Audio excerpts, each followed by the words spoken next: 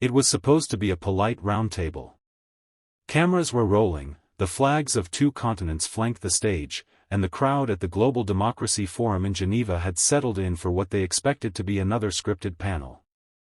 But when Karoline Leavitt leaned into her microphone, the room tensed. "We made you," she said flatly, looking directly at Ibrahim Traoré. "Without our funding, our training, our aid, none of this would exist. You're not a product of independence. You're a product of our investment." There was a collective breath held across the auditorium. Some smirked, others winced. Ibrahim Traoré didn't move. He didn't even blink. His hands were calmly folded on the table, his back straight. And then, without raising his voice, he replied. "Then why do you fear me?" It wasn't a question. It was a verdict. The silence broke instantly, gasps, murmurs, and an audible shifting in seats. One journalist in the front row dropped her pen. Karoline's jaw stiffened, and she gave a practiced smile that didn't reach her eyes. "I don't fear you, Mr. Traoré. I'm just stating facts." But the crowd already knew something had shifted. This wasn't going to be diplomatic. It was going to be raw. Traoré leaned forward now, speaking not just to her, but to every person in the room, and beyond the cameras. "For decades," he said, "you exported dependency and called it help. You created alliances wrapped in conditions. You gave with one hand while holding a leash in the other." "Excuse me," Karoline interjected, "we've saved lives." Traoré nodded. "And taken dignity." The moderator, visibly uneasy, tried to intervene. "Perhaps we can return to the topic of multilateral cooperation." But it was too late. The room had chosen its focus. The crowd wasn't here for policy summaries. They were here for the fire. And Traoré had just lit the match. Karoline Leavitt adjusted her blazer, but the chill in the room wasn't from the air conditioning. It was from Traoré's words still echoing, "and taken dignity." A direct wound to the carefully polished narrative she'd rehearsed 100 times. She tried to reclaim control. "Let me remind everyone," she began, "that the United States has provided billions in aid, infrastructure, and security to nations like yours. We believe in lifting others, not tearing them down." Traoré didn't flinch. "You believe in control, not cooperation," he replied calmly. "There's a difference between a hand offered and a hand holding the strings." The moderator shifted again, clearly out of his depth. Behind him, the screen displayed the session's title, "New Leadership in a Changing World." And that title was playing out in real time. Karoline leaned forward now, her voice sharper. "Are you suggesting we abandon the partnerships that have kept your region stable for decades?" "No," Traoré said. "I'm suggesting you stop calling them partnerships when they're contracts written in imbalance. You invest, but only where it benefits you. You help, but only if we stay predictable." The audience was glued. Phones were out, live stream clips were already circulating on social media. A U.S. senator whispered something to the British ambassador. In the back row, an African delegation exchanged glances that said, "He said what we couldn't." Karoline's face hardened. "Without us, your hospitals collapse. Your roads crack. Your systems fail. And yet," Traoré said slowly, "they're still not ours. Built by contracts you control. Maintained by debt. Patrolled by foreign troops. What belongs to us, is us. And that, I will never hand over." A slow applause began, from the East African representative, then a diplomat from the Caribbean, then more. Karoline looked around, incredulous. This wasn't just a debate anymore. It was a declaration. And Traoré hadn't even raised his voice. Karoline could feel the pressure mount, not from Traoré's words alone, but from the shifting energy in the room. She was no stranger to confrontation. But this was different. She wasn't debating a rival. She was confronting a mirror she didn't like.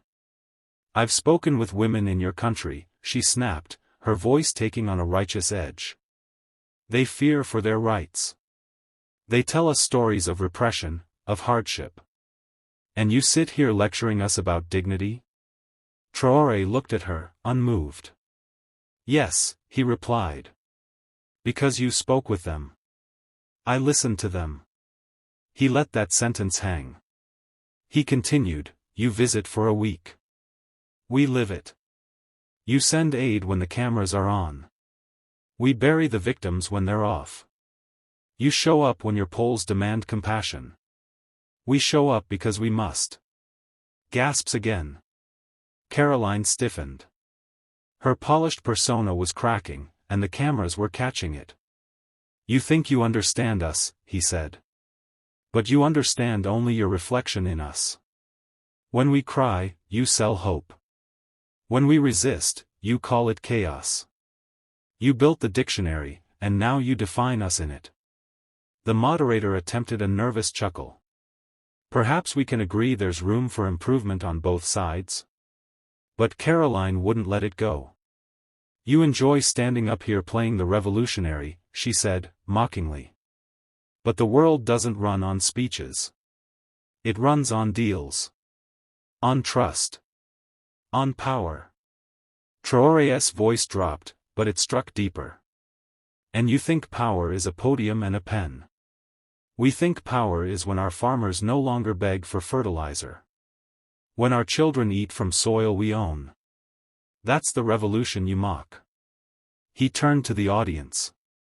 You gave us microphones. But we were never silent. You just never listened.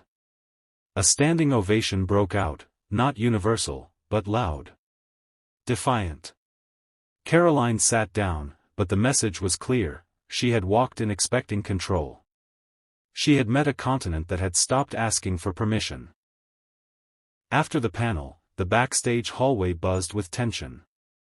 Advisors swarmed Karoline, whispering damage control strategies. We'll frame it as emotional, one said. He's not diplomatic, offered another. But Karoline waved them off. Her jaw was clenched. She wasn't angry at Traoré, she was humiliated by him. Meanwhile, Traoré walked calmly through a different corridor, his team silent but focused. He paused only once, to shake hands with a young African delegate who whispered, "You spoke for all of us." Traoré simply nodded. By evening, the clips had gone viral. #WeAreNotMade. #TraorSpeaks. #AidOrControl.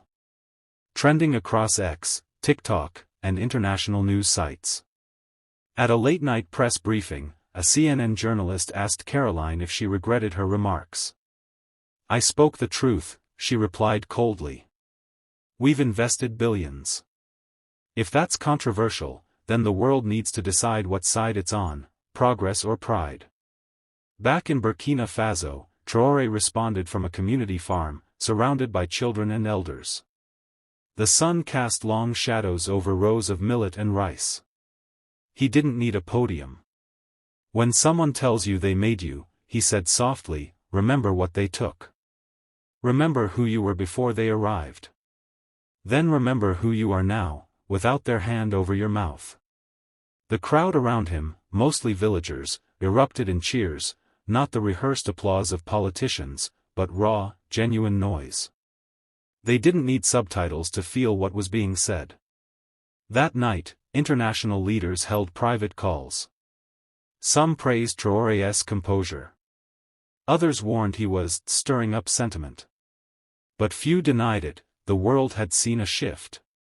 A new kind of power was on the stage now, one that didn't ask to be invited. One that demanded to be heard. And Karoline knew it. In a leaked email to a conservative donor, she wrote, "He made me look like I read off a script. Maybe because I did." 3 days later, Karoline Leavitt was back on U.S. soil, but the Geneva confrontation wouldn't die. Fox News tried spinning it, "Leavitt defends American investment." But independent outlets were less forgiving. Traoré dismantles the aid myth in 12 minutes. She was booked for a primetime appearance with Pete Hegseth. He welcomed her with forced enthusiasm, trying to steer the narrative back toward American strength. But even his viewers had seen the clips. "You handled that African president pretty well," he said with a smirk. "But some say he made you look disconnected." Karoline forced a smile. Disconnected from what? From resentment? From centuries of misplaced blame? Maybe I am. But someone needs to remind them who pays the bills. That line went viral, and not in her favor.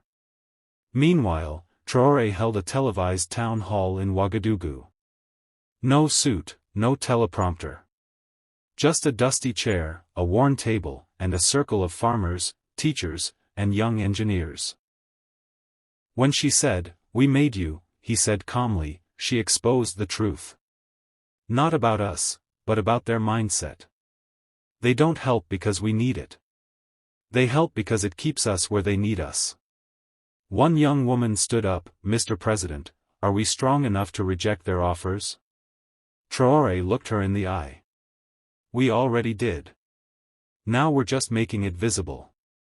Later that night, clips of the town hall spread across African media and even into American college forums. Traoré's words weren't just rhetoric, they were becoming curriculum. Back in Washington, a staffer nervously entered Karoline's office. "Ma'am, the State Department's getting inquiries.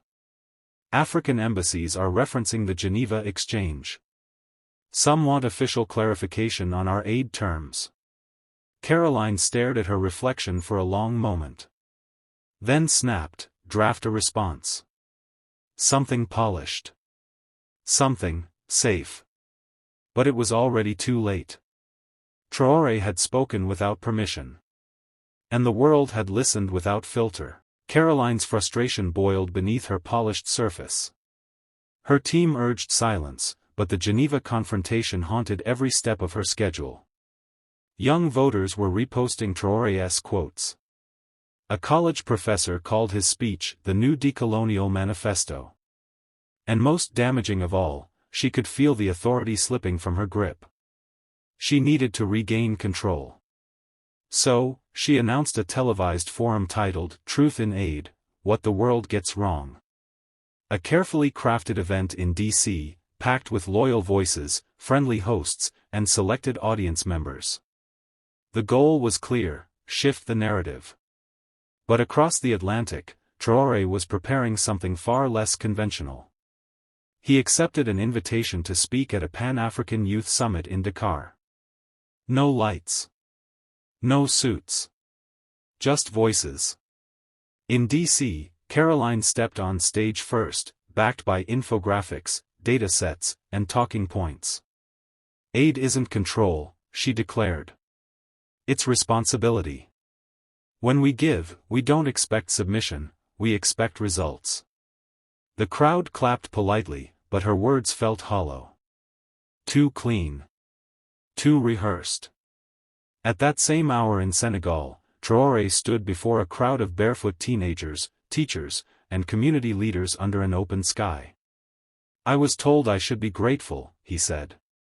"I am. But not for their aid. I am grateful for our soil, for our people, for the history they tried to erase but couldn't. Some say we're ungrateful," he continued. "But how do you thank someone for teaching you to crawl when they broke your legs in the first place?" His words traveled faster than hers.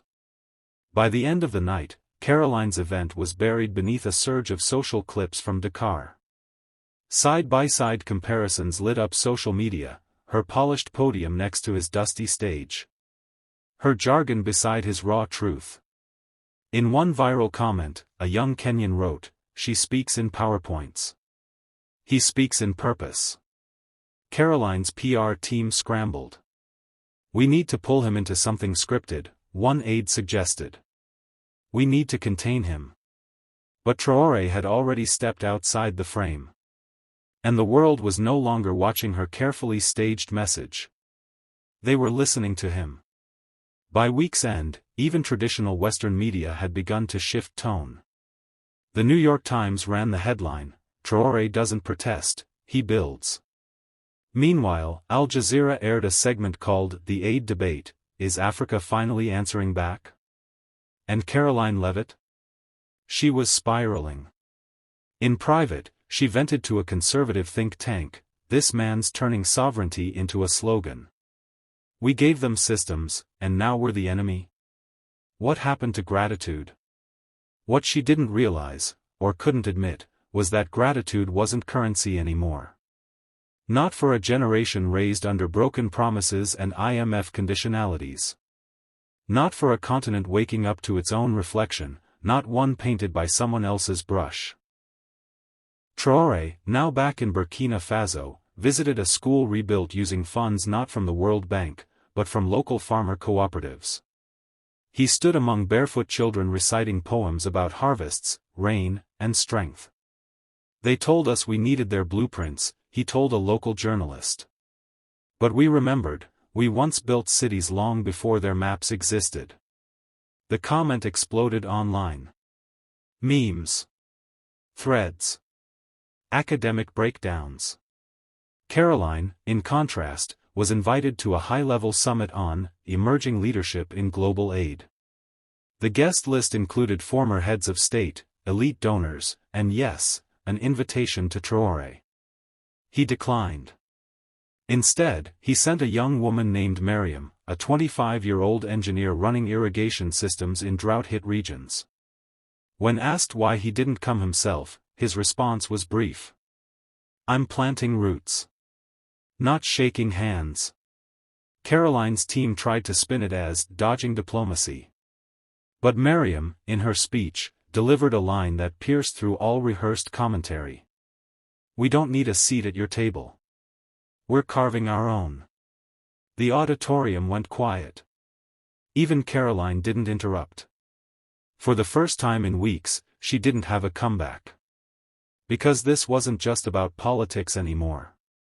It was about legacy. And Traoré was writing his, in real time. The summit ended, but the aftershocks kept echoing. Miriam's words, "We're carving our own," had become a movement slogan overnight. Shirts, street murals, university rallies across Africa and even in diaspora communities from Atlanta to Paris. It wasn't just about Traoré anymore. It was about an awakening. Karoline Leavitt, back in her Washington office, paced the floor. She scrolled through her phone, clip after clip of young people cheering for a leader she couldn't control, a narrative she no longer owned. Her advisors suggested one final tactic. "If we can't outshine him," one said cautiously, "maybe we provoke him." Karoline scheduled a sit-down interview with a prominent American journalist known for tough questions. The setting, formal, wood-paneled room, U.S. flag behind her. "Ibrahim Traoré speaks well," she said in the interview. "But he doesn't understand the law. Or economics. Or how global leadership works." She looked directly at the camera. "He doesn't play by the rules, because he doesn't know them." The clip hit the internet like wildfire. That same night, Traoré appeared live on an African broadcast. No teleprompter. Just him, a worn desk, and a quiet studio. "I saw her comment," he said, leaning slightly forward. "She's right. I don't play by the rules. Because they were written without us in the room." The silence that followed wasn't empty, it was loaded. Then, slowly, he smiled. Not cocky, calm. "And if understanding law means knowing how to sign away your land, your ports, your people, then no. I don't know her law. I know power. The kind that builds, not borrows." The next morning, her comment was torn apart online. She said he didn't know the rules, one viral tweet read. "Turns out, he's rewriting them." Across African capitals, banners went up bearing Traoré's face, with one simple caption. "We're not asking. We're building." Karoline had attempted a final jab. But Traoré didn't flinch. He had moved beyond debate. He was setting the pace. And the world, willingly or not, was beginning to follow. It was meant to be a quiet evening. Karoline Leavitt had retreated from cameras, advisors, and online feeds. But the silence wasn't peace, it was pressure. Pressure from donors, from old colleagues, from the State Department asking why her name was now inseparable from a narrative of imperialism. She stared at the screen. A new headline had just gone viral. From Ouagadougou to the world, Traoré's rise isn't stopping. Underneath, a poll: which global figure speaks to your future? Traoré led with 62%. Karoline trailed behind with 13%. Even among American youth, his numbers were rising. She whispered to herself, he doesn't even play our game. Meanwhile, Ibrahim Traoré was walking through a rural field outside Kaya. No cameras. Just a few local students beside him, studying soil samples. A young boy tugged at his sleeve, no older than 12. Sir, are they mad at you for not obeying them? Traoré knelt beside him, eyes level. Maybe. But if obeying means staying small, I'd rather be free. Back in Washington, Karoline was summoned to a closed-door session. The tension was high. A senator asked, "What exactly is your strategy now?" Her jaw tightened. Containment didn't work. Dismissal didn't work. Maybe, it's time we listen. But the words felt foreign in her own mouth. In Burkina Faso, Traoré addressed a new generation of journalists. His message was simple: truth doesn't need a sponsor. It needs courage. Later, a reporter asked if he had anything to say to Karoline Leavitt directly. He paused. Thought. Then looked into the lens. Fear doesn't come from what we've done. It comes from what we're becoming. By morning, the message was everywhere. Graffiti on Paris walls. TikToks from Johannesburg. College banners in New York. A slow chant had begun to form among student protests. You made the rules. He rewrote them. The story had slipped from Karoline's control. And for the first time, even she could feel it. The invitation came quietly, unexpected but official. A special summit on international leadership, hosted in Geneva, with one headline debate: aid or control? The future of global partnerships. The panel? Karoline Leavitt and Ibrahim Traoré. She hesitated for 3 days. Her advisors warned her, if you go in unprepared, he'll bury you in front of the world. But she didn't want silence anymore. She wanted one more shot. When the day came, the world watched. 2 podiums, 2 flags, 2 faces that had come to represent not just political tension, but a deeper ideological clash. Karoline opened, the West didn't build its power by accident. It built it through structure, strategy, and values. What we offer isn't control, it's civilization. She glanced sideways, expecting a flicker of outrage. Traoré didn't blink. He stepped to his mic. I agree. You built power through structure. But not all structures are homes, some are cages. Gasps rippled across the room. He went on, you speak of civilization. Yet you forget, ours existed before yours had names. You erased libraries, replaced drums with silence, and now you return offering textbooks and lectures. Karoline cut in. We didn't erase, we modernized. Traoré didn't raise his voice. He didn't need to. You modernized, he said. Then why does modernity always come with your terms, your interests, your contracts written in languages we bled to learn? The audience shifted. Even seasoned diplomats sat straighter. We didn't come here to ask anymore, he said, voice firm.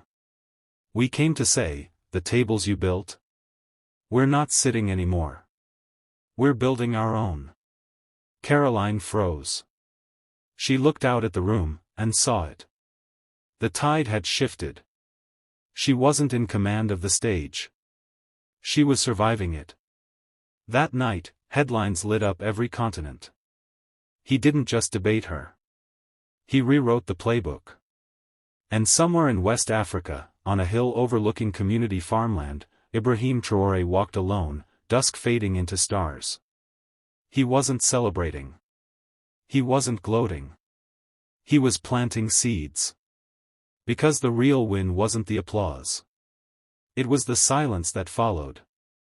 The kind that meant the world had finally started listening. In a world where power was once dictated by borders, empires, and who sat at the head of the table, one voice rose from a land so often overlooked. Not with fury, but with clarity. Not with war, but with will. Ibrahim Traoré didn't demand the world's permission. He didn't beg to be heard. He simply stood, unshaken. And when Karoline Leavitt pointed fingers, he planted flags. Not flags of nations, but of new ideas, rooted in dignity, in courage, in self-built futures. This wasn't just a debate. It was a reckoning. A reminder that fear doesn't come from chaos. It comes from the realization that the old rules are cracking. And while some cling to the past, others, like Traoré, are already living what comes next.